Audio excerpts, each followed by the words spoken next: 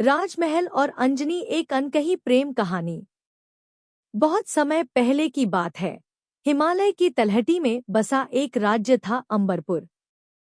इस राज्य के बीचों बीच एक भव्य राजमहल था, जहां रहते थे महाराज वीर सिंह और उनकी सुंदर पर सरल स्वभाव की बेटी राजकुमारी अंजनी।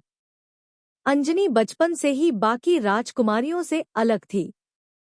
उसे राजनीति या साज सज्जा की नहीं, बल्कि प्रकृति, लोकगीतों और लोक कथाओं में अधिक रुचि थी। वह अक्सर महल की दीवारों से निकलकर गांव वालों के बीच चली जाती और उनके साथ गीत गाया करती। इसी महल में था एक युवा वास्तुकार, राजमहल। उसका असली नाम था महाल सिंह, लेकिन सब उसे राजमहल कहते थे, क्योंकि उसने महल के भीतर एक अद्भुत गुप्त उद्यान बनाया था, जहां फूल, झरने और पक्षियों की कलरव गूंजती थी। अंजनी को वह उद्यान बहुत पसंद था। जब भी वह वहां जाती, राजमहल उसे चुपचाप दूर से देखता। उसका प्रेम कभी शब्दों में नहीं आया, बस उसकी आंखों में ठहरा रहता। एक दिन अंजनी ने पूछ ही लिया, ये उद्यान इतना जीवंत कैसे है?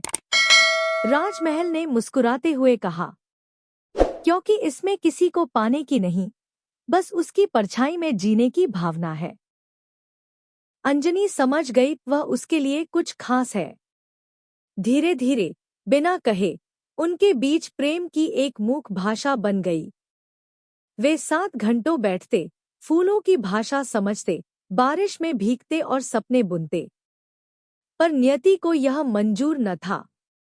राजा वीर सिंह ने अंजनी का विवाह एक शक्तिशाली राज्य के राजकुमार से तय कर दिया।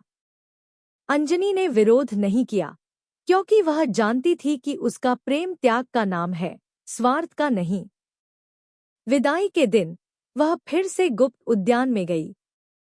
राजमहल वहां पहले से खड़ा था। दोनों ने कुछ नहीं कहा। बस अंजनी ने एक नीले कमल की पंखुड़ी उसके हाथ में रख दी।